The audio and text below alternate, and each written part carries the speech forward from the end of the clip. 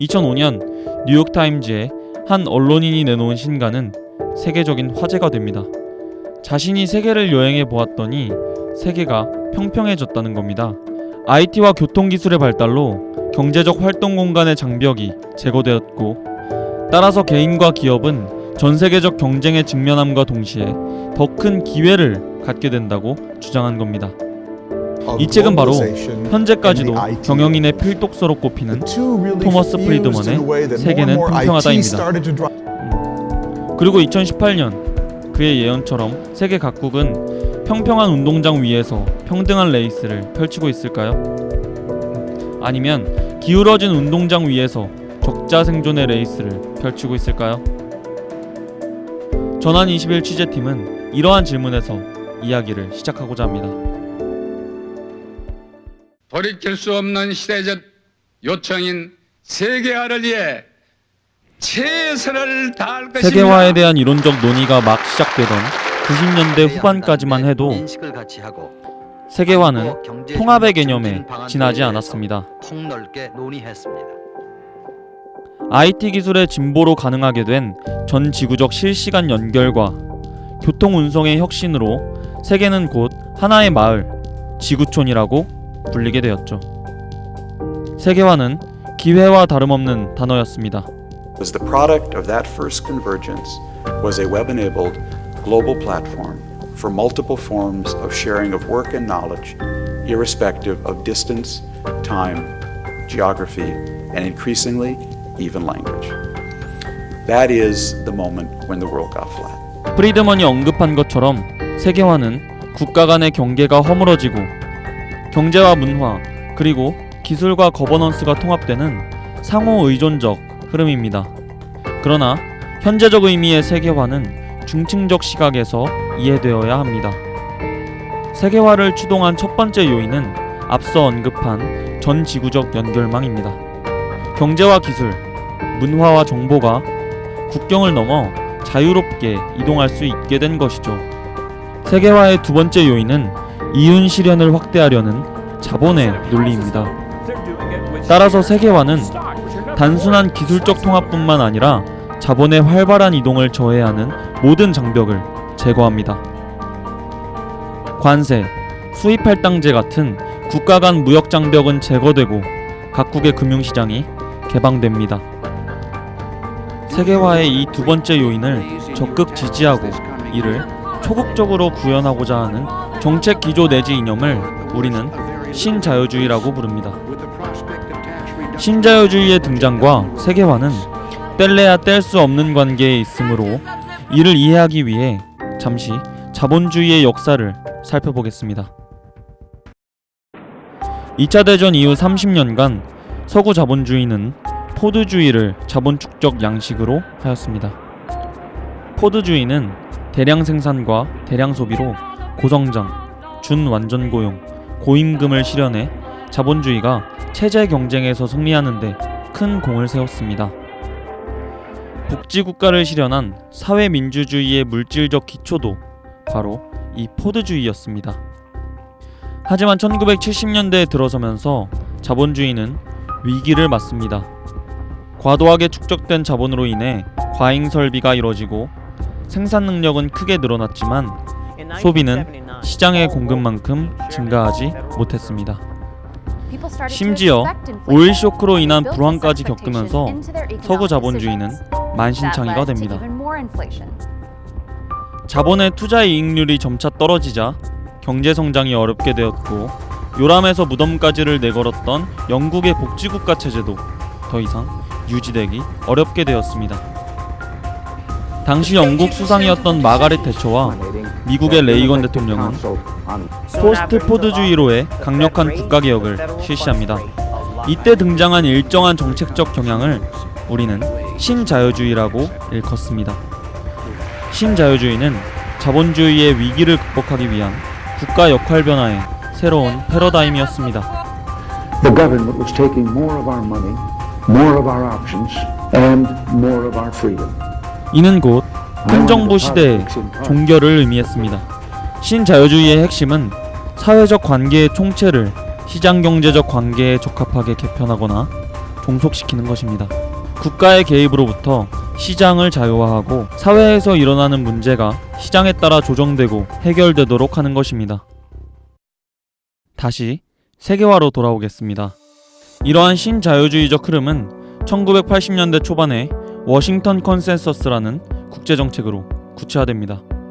워싱턴 컨센서스는 금융시장 개방, 자유무역, 노동시장 규제 완화, 공기업 민영화 등 상품, 자본, 노동이라는 각 생산 요소의 전 부문에 시장의 지배를 확대하고 국가 개입을 축소하는 것을 내용으로 합니다.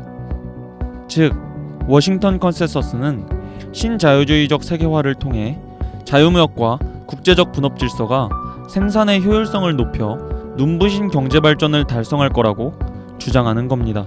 이러한 논리를 뒷받침하는 것은 신고전파 경제학, 신자유주의적 경제이론입니다.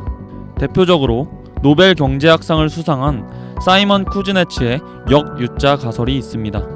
쿠즈네츠는 자본주의 발전 초기에는 불평등이 증가되지만 산업화의 일정 단계가 지나면 불평등이 개선된다고 주장했습니다. 산업화 초기에는 농촌 지역의 노동자들이 도시로 몰려들면서 도시와 농촌의 소득 격차가 벌어지지만 이후 노동자의 전반적인 임금 수준이 상승하고 산업화가 이루어지면서 노동이 희소성을 획득하고 불평등은 점차 완화된다는 주장입니다. 이 이론에 따르면 개발도상국은 신자유주의적 개혁으로 인한 불평등 증가는 애써 외면하고 성장에 박차를 가해야 한다는 결론이 도출됩니다. 쿠즈네츠의 이 이론을 정면으로 반박한 학자가 바로 21세기 자본의 토마 피케티입니다. 1918년부터 1980년 사이에 고소득 국가의 불평등은 지속적으로 감소한 것이 아니라 감소했다가 다시 증가하였습니다. 쿠즈네츠의 이론으로는 설명할 수 없는 현상이었습니다. 피케티는 자본주의 체제는 불평등의 증가를 낳는다고 정리한 후 불평등의 감소가 오히려 전쟁 등으로 촉발된 특수하고 드문 사건이라고 주장하였습니다. 1913년부터 2014년까지 미국 세전소득 중 자본소득의 비중을 나타내는 그래프를 보겠습니다. 여기서 총 세전소득은 자본소득과 노동소득을 합친 것입니다. 지난 한 세기 동안 소득 하위 90%, 즉 절대 다수의 미국인은 자본소득을 거의 얻지 못했습니다. 반면 2014년 상위 10% 계층은 총 소득의 40% 이상을 자본에서 벌어들이고 있습니다. 이 비율이 상위 1% 계층에서는 거의 60%, 상위 0.1% 계층에서는 70%에 이릅니다. 피케티가 21세기 자본에서 설명한 것처럼 신자유주의적 세계화가 급속히 진행된 이후 자본 수익률은 노동 수익률과 비할 수 없는 속도로 빠르게 증가했습니다. 결국 세계화로 선진국 중하층의 소득 증가에 브레이크가 걸렸고 불평등이 심화된 것입니다. 자, 그러면 레이건 대처 혁명 이후에 신자유주의자들의 엄청난 찬양을 받던 세계화의 이득은 누가 가져갔을까요? 세계인들이 공평하게 그 과실을 나눠 가졌을까요? 그래프를 하나 보겠습니다. 코끼리같이 생기지 않았나요? 세계화 연구 분야의 석학 블랑코 밀라노비치의 코끼리 곡선입니다. 그래프의 가로축은 세계에서 가장 가난한 사람을 표시한 맨 왼쪽으로부터 가장 부유한 사람을 표시한 맨 오른쪽까지 전 세계의 소득 분포를 나타냅니다. 세로축은 1988년부터 2008년까지 실질 소득의 누적 증가율을 나타내고요. 1988년부터 2008년까지의 20년은 베를린 장벽의 붕괴로부터 2008 세계 금융 위기까지 기간과 정확하게 일치합니다. 그러니까 이 코끼리 곡선은 인류 역사상 세계화가 가장 활발히 진행된 시기에 실증 자료에 기반하고 있다는 겁니다. 세계화의 절정기 동안 세계화로 얻은 이득은 결코 균등하게 분배되지 않았습니다. 코끼리 곡선에 나타난 A, B, C 세 개 지점에 주목해보죠. 소득 증가율이 가장 높거나 가장 낮은 지점들입니다. A 지점은 전 세계 소득 분포의 중간값 근처에 위치해 있습니다. 실질 소득 증가율이 가장 높았던 사람들이죠. 세계화의 수혜자라고 해도 무방한 이 집단은 어떤 사람들로 구성되어 있을까요? 그중 10중 8구는 아시아의 신흥국가 국민입니다. 그 가운데 중국이 다수를 차지하지만 인도, 타이, 베트남, 인도네시아 국민도 포함됩니다. 하지만 이들이 자국에서 가장 부유한 사람들은 아닙니다. 세계화의 혜택을 본 신흥국 국민들은 전 세계 소득 분포뿐만 아니라 자국의 소득 분포에서도 중간값 부근에 있는 사람들입니다. 밀라노비치는 서구 중산층보다는 상대적으로 빈곤한 이들을 글로벌 신흥 중산층이라고 명명했습니다. 이제 B 지점을 봅시다. A 지점의 오른편에 있다는 사실이 가장 먼저 눈에 들어옵니다. B 지점에 있는 사람들이 A 지점 사람들보다 부유하다는 뜻이죠. 그러나 B 지점의 세로축 값이 0에 가깝다는 사실도 주목해야 합니다. 이는 20년간 B 지점 사람들의 실질 소득이 전혀 증가하지 않았음을 의미합니다. 이 집단은 어떤 사람들로 구성되어 있을까요? 대부분은 OECD 회원국인 고소득 국가 국민입니다. 중국이 A 지점의 대부분을 차지했듯이 미국, 일본, 독일이 B 지점의 주류를 이룹니다. B 지점 사람들은 대체로 그 나라 소득 분포에서 하위 절반을 차지합니다. 편의상 이들을 고소득 국가의 중하위층이라고 부르기로 하겠습니다. 간단히 말해 세계화의 최대 승자는 아시아의 빈곤층과 중간 계층이며 최대 패자는 부자 나라들의 중하위층입니다. 자국과 세계 경제에서 시장의 역할을 확대하는 정책을 추진했던 서구 정치가들이 민망해지겠는데요. 사회보장 제도보다 신자유주의 정책의 이점이 크다며 그들이 설득의 대상으로 삼았던 바로 그 사람들이 세계화의 패자가 되어버렸으니까요.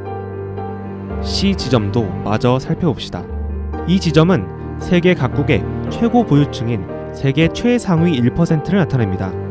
1988년부터 2008년까지 실질 소득이 상당한 폭으로 증가한 사람들입니다. 이들도 아시아의 중간 계층과 마찬가지로 세계화의 승자입니다. 전 세계 최상위 1%에는 압도적으로 고소득 국가 국민이 많습니다. 그리고 그 가운데 절반이 미국인입니다. 이는 미국인 중 약 12%가 세계 최상위 1%에 든다는 뜻이죠. 나머지는 대부분 서유럽, 일본, 오세아니아 국가 국민입니다. 우리는 C그룹의 사람들을 글로벌 금권 집단이라고 부르겠습니다. 자, 여기서 B그룹과 C그룹을 비교해보면 중요한 균열 현상을 한 가지 더 파악할 수가 있습니다. B그룹은 세계화로 얻은 이득이 전혀 없거나 미미한 사람들로서 고소득 국가의 중하위층과 저소득층으로 이루어져 있었습니다. 반면 세계화의 승자인 C그룹은 같은 고소득 국가의 부유한 계층 사람들입니다. 이는 고소득 국가에서 상위 계층과 하위 계층 간의 소득 격차가 확대되었음을 의미합니다. 지금까지 우리는 세계화의 역사를 돌아보며 신자유주의적 경제이론과는 달리 세계화의 과실이 불균등하게 배분되어 왔음을 확인하였습니다. 특히 선진공업국의 하위 계층은 세계화의 과실을 나누어 받지 못한 채 일자리를 빼앗겨야 했습니다.